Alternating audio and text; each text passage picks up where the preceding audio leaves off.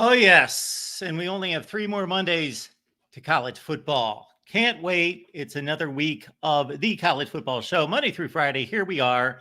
And we will let you know about a new time that's coming your way in just a couple weeks. But for now, 4 p.m. Eastern time, you know the deal. Comments and questions there in the chat. We will get to those. We will leave the link for the call-in line as well in the chat. Bring anything our way, talking college football. We do appreciate you stopping by. And of course, it is the first week of August. So again, week 0 is upon us in just 3 weeks. And it's a great follow on X. So let's get right to it. We got Savannah 2J stopping by. And Savannah and I have never spoken before, but I just came across your feed on Twitter and thought, man, this girl loves college football. And man, she's got an interesting twist on it. So why not have you on? Yeah, of course. I'm happy to be here. And I apologize for the circumstance. I'm in the middle of moving, if people didn't know. Usually I have a cuter background like you have going on and my mic situation set up better. But this is what I can get together quickly. Hey, Savannah, we'll talk ball. That's all that matters. That's a good thing right there. I love the Twitter profile. I'm going to pull it up here in a second. Pac-12 born, ACC raised, Big 12 grad, SEC pretty, and I worked in the SEC for like 7 years down there as a sports director. So yes, we understand that. And so give us the tour around from start to finish, starting with the Pac-12. Perfect. I was born in Los Angeles. Actually, that's a lie. I was born in Northern California, but I am from Los Angeles. I grew up in Los Angeles. I lived there my entire life. So Pac-12 country, baby. At the time, it was actually Pac-10 country, but I didn't want to age myself that much online.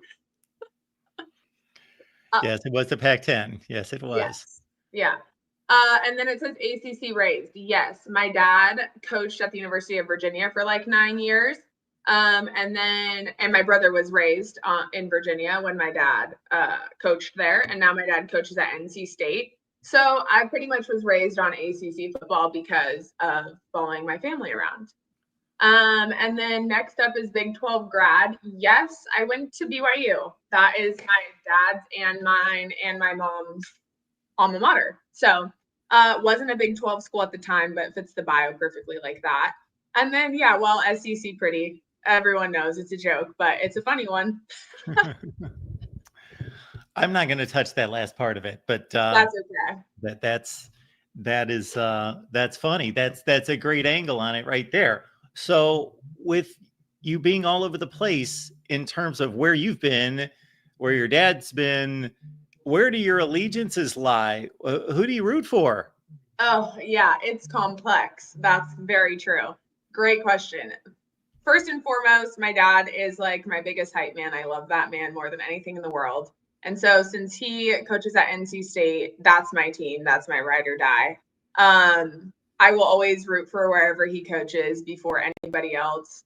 Matter of fact, every single stop he's had in one of the next 2 or 3 years, he's had to play his prior university. And it's actually like the worst thing ever. Anyone who's like coach's family knows that it's like your biggest nightmare is playing your old school. But then my brother is a football player at Utah State right now, and my sister is actually the assistant to the head coach at Utah State. So they're for once at the same school, so it's only cheering for 2 schools this year, which is very nice. And so obviously I ride or die for the Aggies up in Logan in Cache Valley, Utah. So that's my allegiances. Well, Savannah, for a lot of people, I like to ask them how they became a college football fan. But considering your dad's occupation, I think that pretty much answers itself. But when did you really start to catch the fever and really know what's going on? Yeah, that's so funny that you asked. That's the key to Pac-12 born. I was raised on Pac-12 football during the golden age of Reggie Bush. I grew up in LA, so I got to see that man play live when I was a little girl. And you know what? That's about as good as it gets. I'm not even going to lie. It's one of those things where it's like you don't realize it's the good old days until it's too late. But that really was the good old days. And so my love for college football definitely stems from watching Reggie Bush play in Southern California growing up there. Savannah, I loved this question you threw out there. I think it was today. What college football team do you secretly hope does well every year? Yeah, I could relate to that. Like I've got a soft spot for certain schools, and I don't know why exactly, but and they're not necessarily really good. That most of them suck, but I just have a soft spot for a few teams. the first team is for sure Navy. I'll always root for Navy. Everyone in my family that served in the military served in the Navy, so always Navy. My soft spot for other teams has a lot to do with their coaching staff. Just like friends, family, people in the industry that I have, that my dad's worked with, that I've worked with, that my sisters worked with, their teams all mean a lot to me. But if I had to pick just a random one that had nothing to do with that, I would say besides the week that we played Georgia Tech, I'm always rooting for them. And you don't know why. No reason. Literally, it's been probably like 5 or 6 years, and I love Georgia Tech. I guess another team I'm not so secretly rooting for. If you've been here for a long time, people know, but I'm a Michigan State fan. And it's just random. It's just random. My freshman year of high school, I had this math teacher, and he was the baseball coach. He was a good time. He was a good teacher. He was a cool guy, and he played baseball at Michigan State. And I'm like, you know what? I'm gonna be a fan. But that's not so secret, I guess. Michigan State. Yeah, my son when he was younger, he just thought that they had the coolest uniforms. He liked the green against the white. He just thought that popped. Yeah, Loved I it. understand. I like Purdue. Okay. I somehow root for Purdue. I don't know why. I think well, I grew up in Big Ten country, and once they split into divisions, um, my allegiances kind of spread out. Well, my allegiance is Ohio State. I grew up in Ohio. They're not hard to root for, obviously. But in terms of who you feel bad for, who you feel sorry for, and kind of root for to have a big season, like the entire Big Ten Western Division, I just Minnesota, Iowa, Purdue, I just felt kind of bad for all of them, and I just wanted all of them to succeed. But Purdue, for some reason, maybe when I was a little kid, I didn't understand that all of the other teams were connected to states, and I didn't know what Purdue meant, and I just thought that was different. And so I thought, okay, that's kind of cool. They're kind of their own thing. So I'll root for them. Why not? Yeah, I always love how they get that crazy upset every year. So I understand. They do. And so at the top of your X feed, we've got you should be the college football commissioner. So it's you. We Yeah, should be so backing you. yes, someone one time tweeted it, and they're like, "You should be a commissioner of CFB," and I was like, "You know what? I'm gonna make that my header. That's funny. That's a good one." Nice. I like Um, that. yeah, so I just kind of play with it, but of course, it's a sarcastic joke. But I think I think I could do some things better than our current situation that we have. I have no doubt there. Yeah. It is a bit chaotic when nobody's running the show. Just every conference. I always say that COVID and that pandemic season showed us more about the way this sport is run than anything else that's happened, because it just showed us those conference commissioners, they're going to do whatever they want. And those conferences, they'll just do what they want. And some of them have a little bit more lean on them from the academic institutions telling them what to do, meaning the Pac-12 at the time. The Big Ten had this big struggle. Of course, the SEC was going to play football regardless of what happened. They were determined, we're just going to play football. We'll figure it out. So our opening statement is, we're playing football. Okay, now we got to figure out all the medical stuff, and we'll do that. While the other ones were kind of like, we're figuring out the medical stuff to see if we can play football. And Yes. so I just thought that was the most revealing incident that showed us, okay, this is how all of this goes down, and this is who really has power in this sport. 100% couldn't agree more. I'm happy that the ACC ended up playing football that year too.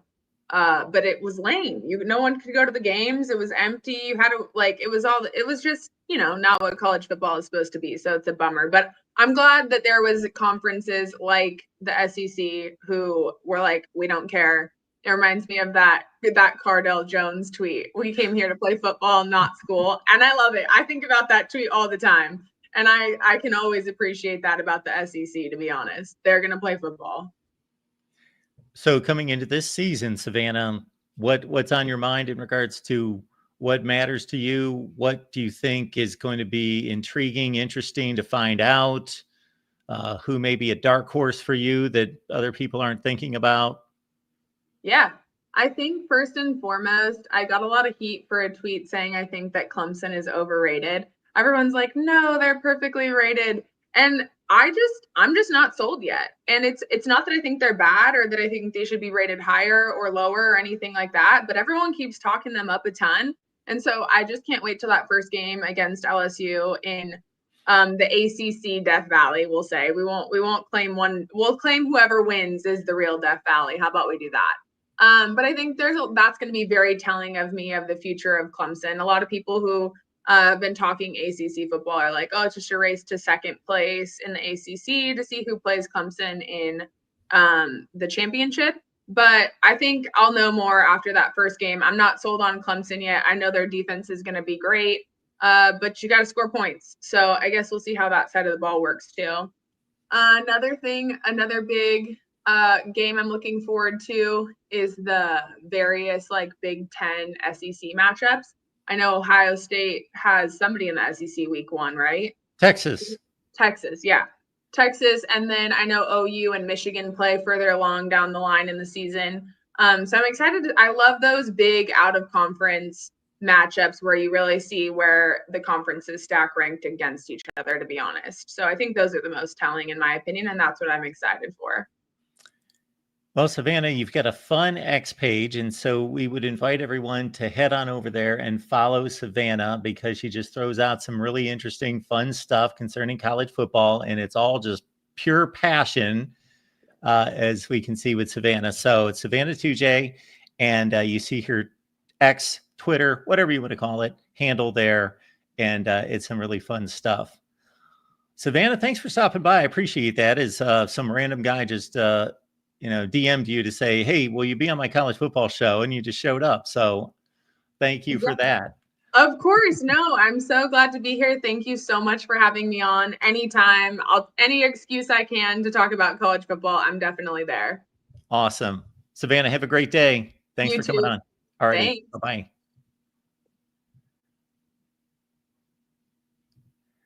All right.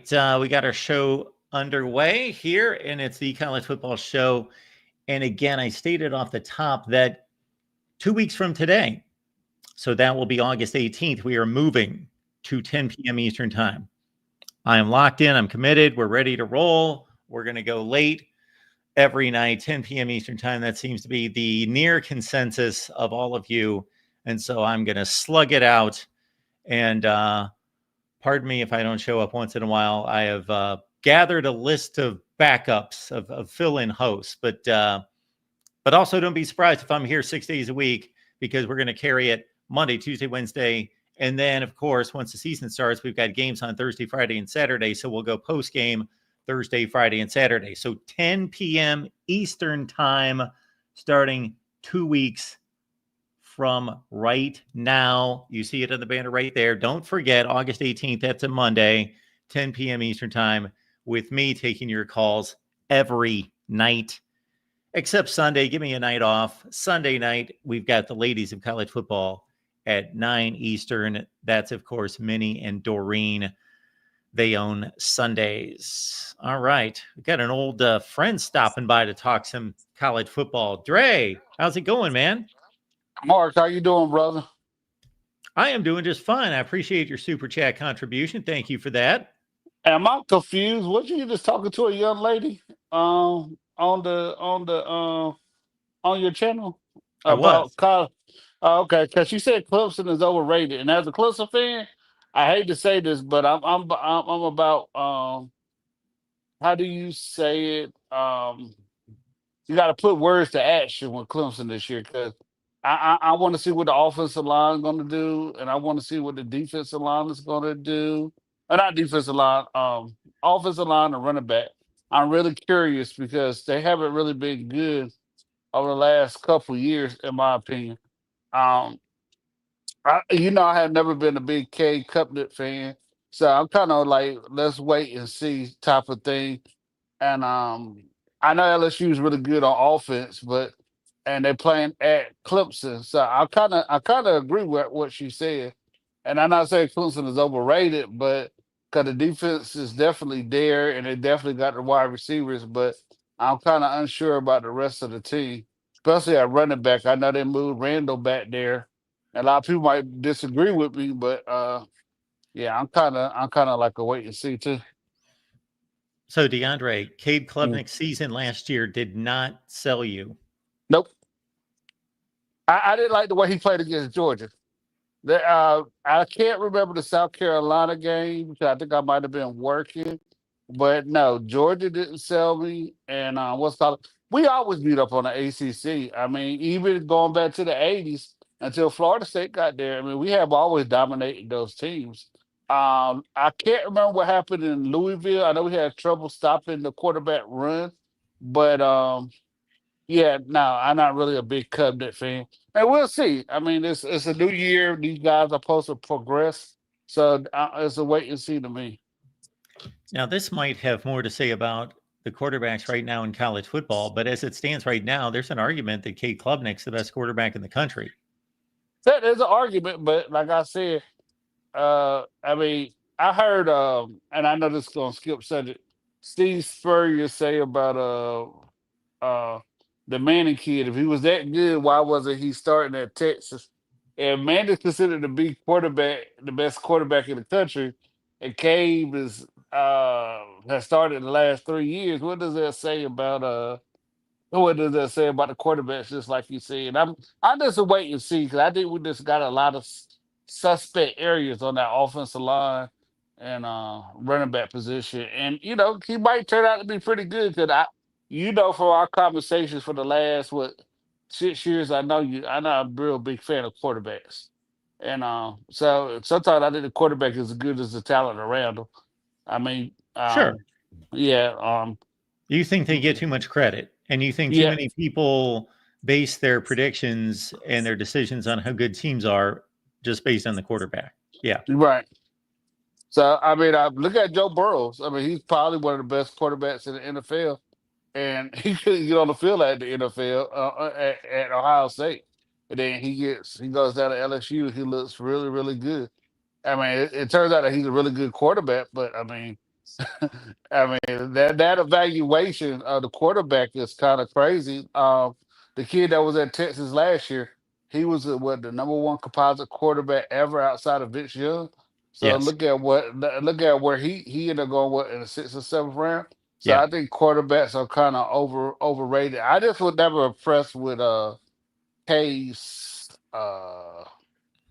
ability to throw the ball down the field. I just don't think he has a strong arm, to be honest with you.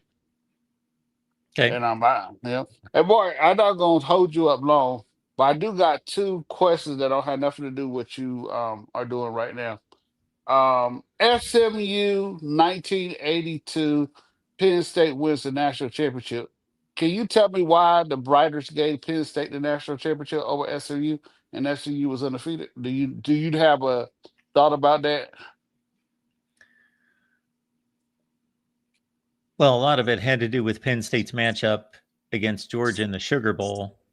So Georgia was in line to win the national championship. The winner of that game was most likely going to win the national championship. It's ironic that you bring this up because I just did a live stream a couple nights ago where I went through the 1980s, and I'm revisiting all the national championships, and I'm naming my own national champion for Mhm, each season because I don't think that many of them are correct. And mhm, that's one season in which I name Penn State and SMU the national champions because, as you well know, SMU didn't lose a football game. mhm, They tied Arkansas, who finished in the top 10 in the country, mhm. and they had a win against Pitt in the Cotton Bowl, in which they held Dan Marino to a field goal, and Pitt was a top 10 team entering that game. So Penn State had a better schedule, but they also lost a game by 21 points to Right. Alabama. So I think those things even themselves out, and I think SMU earned a national championship just as much as Penn State did. So for Mhm, me, I think that I think that there could have been some sympathy toward Joe Paterno, number one. I think that number two, people were impressed with a very entertaining Sugar Bowl, and many people thought that Georgia was the best team in the country. So once Penn State won that game, that convinced a lot of people to cap off the season with a vote for Penn State, and also just that they played a tougher schedule start to finish. SMU was also in a situation. I'd have to go back and really look at the TV situation, but because this was obviously prior to probation, because they played the bowl game, but they had a really good season in '83 and they weren't on TV. But they weren't nearly as much on TV as Penn State. Penn State had a huge game early in the season against Nebraska, won a thriller on CBS. That was a highly rated game. I just think people knew who Penn State was. Todd Blackledge was going to be a first-round NFL draft selection at quarterback. And so, oh my goodness, I'm blanking on the Kurt Warner, the running back, was a first-round pick as well. I just think they had high-profile players, high-profile coach. They just had so much more attention than SMU did. Okay. All right. Well, and they had time to recover from that loss. They lost maybe week 3, week 4 at Alabama, and they had time for people to kind of forget that and for them to make up for that loss. Okay. And it's not that I'm hitting on Penn State, it's just that we have been missing each other. So this is the last question Sure. I have for you. Penn State Pitt, up and down, who has the better program? Since the beginning of time? Yeah, I would look at it also star players and stuff like that. Like I went through, I did a video on it. Like maybe I would lean towards Pitt over Penn State. A slight bit, because if you go look at Pitt, they probably have a lot better successful NFL players and they have more national championships. All right. Well, that if you asked the average college football fan that question, they would laugh and think it wasn't even a question. But they obviously don't know what they're talking about, most of them, because you do bring to light that Pitt's got 9 national championships and Penn State has 4, something like that. Anyway, Joe Paterno did have 5 undefeated seasons. Only one of them was awarded a national championship. So I back off on the national championships in regards to, I know that's the end all be all for most people out there, is they just look at who won the most national championships and they don't understand that those are very tainted. There's no question that since Joe Paterno stepped on campus, the Penn State's been a far better program than Pitt. But you're taking individual players into consideration, and the lineup of NFL stars and all-time greats that came out of Pitt is astounding. Now that's John Randall. Oh my goodness. Yep. Dan Marino, Tony Dorsett, Larry Fitzgerald, Bill Moss, Bill Fralick. Cortez, I think he played on left tackle. Darrell Revis, Mike Ditka, Hugh Green, Curtis Martin, Hugh Green. We could go on and on and on and on and on. We could keep going. Yes. Yeah. It's incredible. Penn State's is no shabby list either, but I think Pitt does have them there. But Penn State is the all-time better program. They've just been far more consistent and have a much higher winning percentage all time. Oh yeah. I mean, I it's because of segregation and all that stuff. It's hard to, you don't have this conversation before. It's hard to rank these teams because of that. I mean, I know Pitt and Penn State was playing on equal level, but I don't know what happened to Pitt to cause it to fall off in the A's compared to what Penn State had. But I just what I look at, and I know you say Joe Paterno, but then you ask somebody who really know. I know you know a lot about football, but go look at Pitt when Penn University fell off. That's when Penn State started getting good, and that Penn University is an Ivy League school. I mean, I know that's kind of funny, but A lot of people don't realize that. Um, you know, that's kind of crazy. But yeah, I just want to ask you that because we haven't had a chance to talk lately, and I just wanted to see what did you think about that? Who would you say had a better all-time program? But like you said, the average football player, average looker will probably say Penn State. But if you go look into the programs, period, Penn State probably would have an argument. Pitt probably would have an argument that they're just as good outside, like you said. You go by all-time wins, Penn State would be better. Yep. So And Bart, one more thing before I let you go. I saw something crazy one day.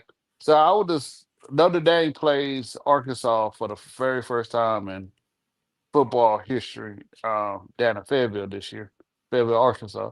But you know what I was shocked to also see is that Notre Dame has never played Auburn in football. Yeah, somebody should put together a list of all the teams that have never played. It's we've got quite a few games out there that have never been played. Didn't Clemson just play Texas for the first time in the playoff Yep. game? Yeah, they had never played. Michigan's never played LSU. We had a situation. You bring up Joe Burrow. We had a situation in 2018 when UCF was undefeated and they played LSU in the Peach Bowl. And I might have the bowl games mixed up, maybe with the Fiesta. And Michigan played Florida. Well, Michigan had just played Florida in a season opener and a bowl game in 2015. They'd played 3 times in like 2.5 years. And all they needed to do was make an interesting little flip. And they should have sent UCF to play Florida. That would have been an interesting, Battle of Florida game. And then Michigan and LSU have never played. And we would have seen those two play. But yeah, to put together a list of teams that have never played, high caliber teams that have never played. Can you think of anybody else that Clemson has never played? No, They but ever I played got Michigan? Yeah, they never played Michigan, but I got a good one for you. And they might have played last year because I Never think they played were both. Oregon. Yeah, but what about this? Virginia Tech and Virginia Tech and Penn State. And they played last year. That was the first time they played ever. Virginia Tech and Penn State played last year? And they might have. I think they were No. scheduled to play. So they never played each other, and both of No. them independent. And Penn State was known to come down to play in North Carolina and the Virginia area, so they had never played each other. I have always found that to be interesting. Yeah, because they're in the same region. I know that Yeah, I might have this mixed up. I know that they were scheduled to play. That might have been a COVID year when it got canceled. And so then they canceled, I think, both games. But yeah, they have not played in my lifetime. no, they never played. I looked it up, but Okay. I thought they were supposed to play this past year, but I could be mistaken. But like you said, it might have been that COVID year, but yeah, they have never played, and because it was independent so long, to what 91 maybe Yeah. 94, Yep. and they never played each other, and I was shocked to see that, considering what Virginia Tech is. But Mark, Yeah. I'll let everybody else have a chance to talk, man. I just want to say what's up and tell you that tell that and ask you those questions. I had some more interesting ones, but I can't remember off the top of my head. Like I don't think this gonna sound kind of crazy, but Ole Miss and Carolina, they never played each other. And look how much they have in common. Ole Miss, North Carolina? Yeah. Unless it was a bowl game that I'm missing, but I don't think they No, ever I don't played one remember of them ever playing. What do Ole Miss and North Carolina have in common liberal besides their colors? arts.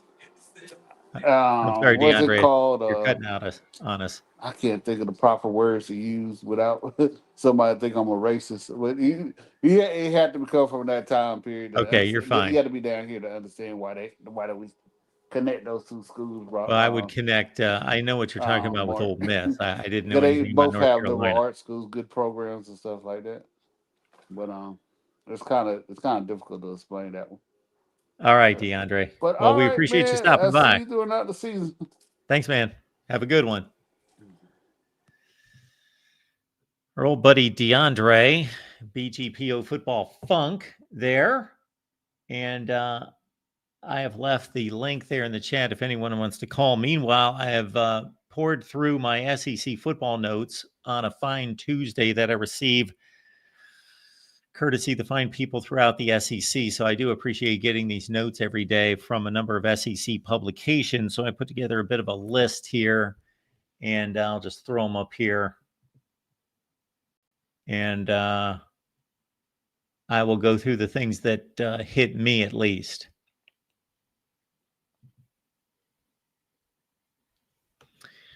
But before I do that, before we go through the SEC, I want to know who is your soft spot in football.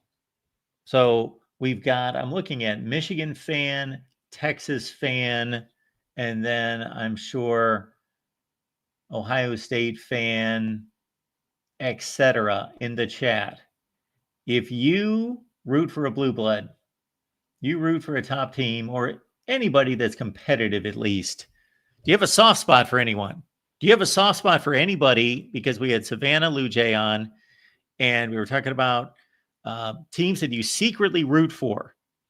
Teams that you secretly root for. And she brought up a good one that I forgot that I definitely root for, the service academies. So first and foremost, I am astonished, admire, and am so incredibly impressed with the service academies. I don't know how they do it. I tell you, I don't know how they do it. Considering even at the group of 5 level, I know we focus on the elite teams and the top 25, but even at the group of 5 level, football is serious business. These football programs are worth millions of dollars, even at the group of 5 level. And there are NFL players on the field every Saturday at the group of 5 level, and all of that. And for those military academies, if you take, let's say, the American Conference, where Navy has played for quite a long time and now Army, you look at those programs, Memphis, Tulane, and others, they take football seriously. They pour a lot of time and effort, resources into football. And the guys that are generally there are there to play football and to get better and hopefully take a shot at the NFL. Now, hopefully most of them don't take it too seriously because they're going to be becoming professional in something besides football later in life. But just knowing that Army, Navy, and Air Force, those players, football is like a distant 3rd or 4th on their priority list. When they are playing players every week where football is number 1 on their priority list, and these guys are training to go to battle. They are taking some seriously difficult classes. And again, training for much, can I say much 1,000 more times, more important things than messing around on a football field. And they compete. It's astonishing to me that Army, Navy, and Air Force compete as well as they do. We're talking about, Army was awful from the time I started watching football until just a few years ago. They were generally horrific. Navy was the best out of those two for sure, up until just, a few years ago. Maybe in the last 5 to 10 years, Army with Jeff Monken has improved. And then Air Force has generally been a really good football program. But I'm just astonished that you have players who have no hopes of going to the NFL, and they compete against probably on the average week 3 to 4 NFL players, and then probably another 10 guys that have a shot of playing in the NFL. And they succeed. It's not like they're struggling around at 3-9 and 2-10 every year. Those 3 programs are generally winning 65% of their games. It's astonishing to me. So I have all the respect in the world for Army, Navy, and Air Force because of what they do off the field, what they're preparing and training for, and that they're able to, as a down the list priority, basically, they're the most amazing programs in the country. We can honor the national championship to Ohio State, Michigan the year before, Georgia the year before. Yes, they have the best football players. But if you're going to weigh the time and the resources and weigh everything into it versus the football performance, those are the three most impressive football programs in the country. And it's not even close. They are the three most impressive football programs in the country. So I always root for them. Almost always root for them unless they're playing my team. All right. Looks like we need to calm down in the chat a little bit. One particular person there. Okay. All right. Again, as you see on the banner there, 2 weeks from today, August 18th, we are moving the show to 10 p.m. Eastern Time. 10 p.m. Eastern Time. People have spoken, and we will see how well the show will thrive late night, Monday through Friday, Monday through Saturday.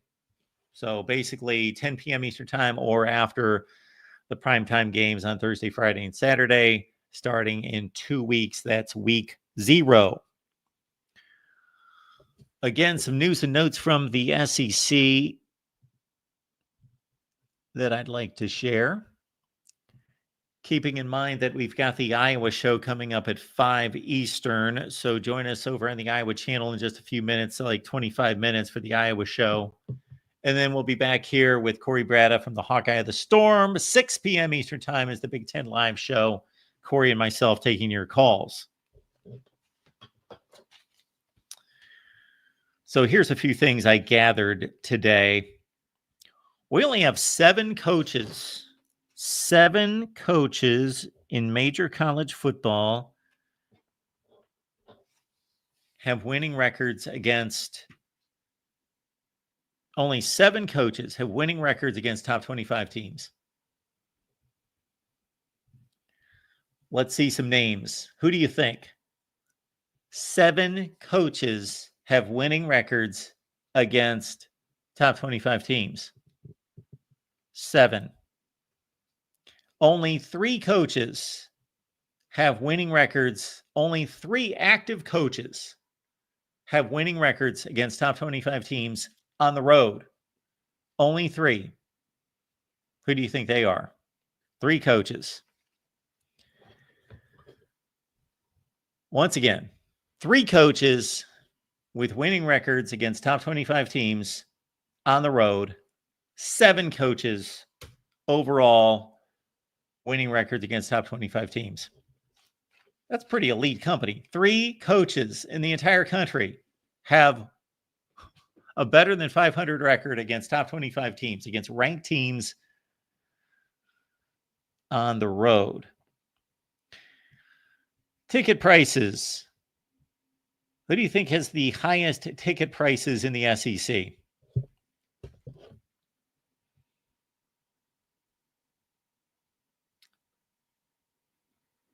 I believe that I would have answered, I could see so many different teams filling that spot as the highest ticket prices in the SEC. I could see Texas. I could see Georgia. I could see Tennessee, Alabama, LSU, Texas A&M. I could see, all those stadiums are packed beyond belief. But it's Georgia this season that has the highest ticket prices at an average of $277 per ticket. $277 per ticket to go to a Georgia football game. And the lowest ticket price in the SEC, you're probably thinking the same school as I am. The lowest ticket price in the SEC, no, not Vandy, Mississippi State, $46. Bama's got a big scrimmage coming up on Saturday at Bryant-Denny Stadium. Their quarterback battle still involves 3 quarterbacks. Of course, Austin Mack, who came with Kalen DeBoer from Washington. You've got Keelan Russell, the hotshot 5-star freshman, and then the veteran Ty Simpson. And so they will put on their first big quarterback battle, near full contact scrimmage coming up on Saturday. Let me try to find Caden Proctor's bench press numbers. And while I'm looking for those, again, 3 coaches have winning records against top 25 teams on the road. Only 3.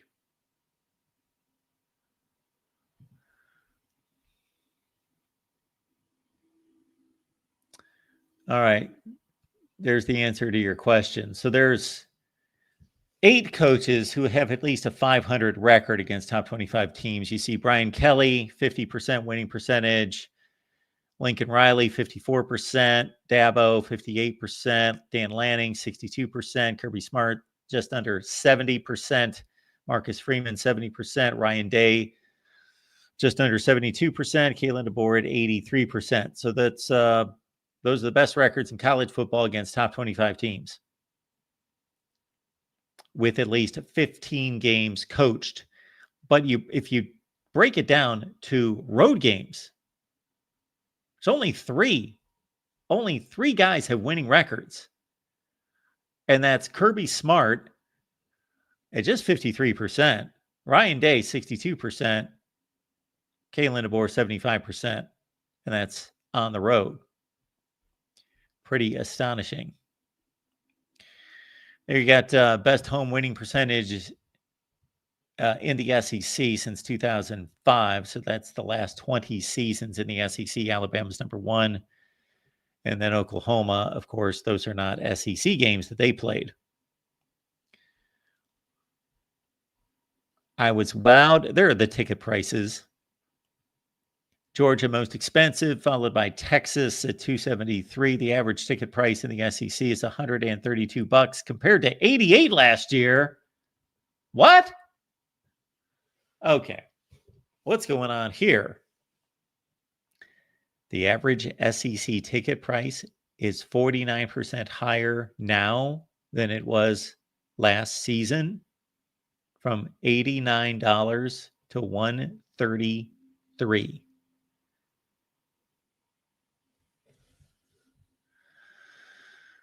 Texas A&M's ticket prices have gone down for some reason this year.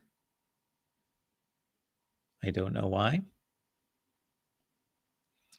South Carolina's has gone up the most, and Texas A&M's has gone down the most, and been the only one to go down. But man, if these numbers were released prior to SEC Media Days, somebody should have been asking Greg Sankey about this. Your ticket prices are up 49% in one football season.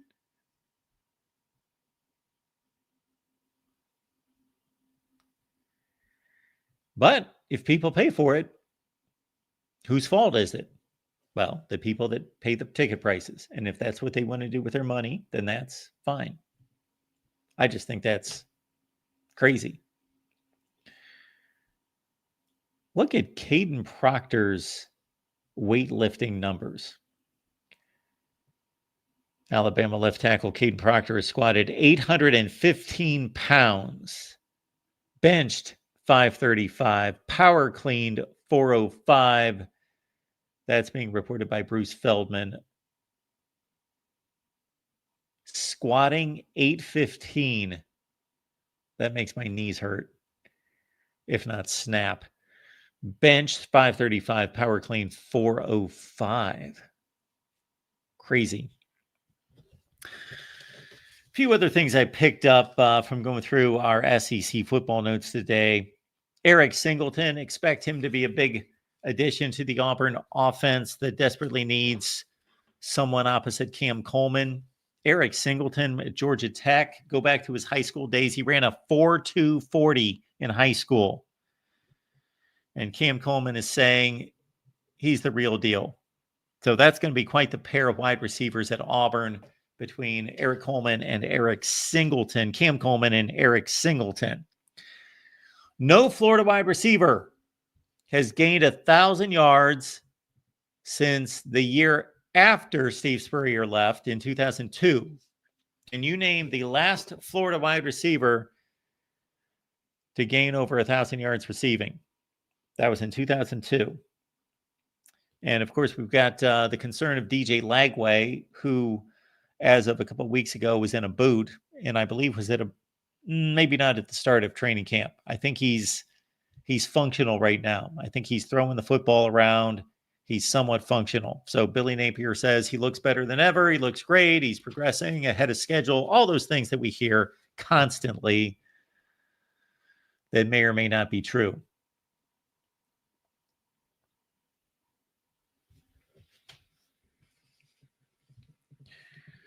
Georgia's transfer portal wide receivers are impressing. Zion Branch and Noah Thomas from USC and Texas A&M, respectively, according to Dog Nation.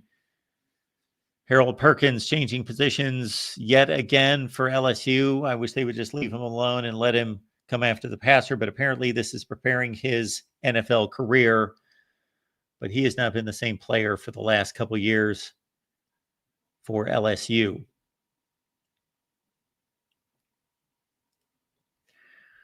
Got a guess there, Jabbar Gaffney. That's a pretty good guess. It is incorrect, however, but a good guess.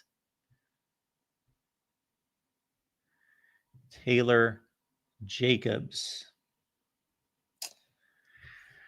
Ding, ding, ding, ding, ding, ding, ding. You got it. 2002. That was the first Ron Zook season. Anthony, good job out of you. Taylor Jacobs in 2002, Florida's last 1,000-yard wide receiver. Now, I would attest the anemic wide receiver numbers during some of the Zook era, and of course Urban Meyer, from just having too many options and too much talent. And of course they wanted to run the ball first and foremost, and Urban Meyer had a running quarterback and did not want to lead with a pass anyway, and they were conservative. Plus, again, just so many weapons that it got spread all over the field. Now, in the last 10 to 15 years, it's been more about lack of talent, lack of recruiting at that position to that degree.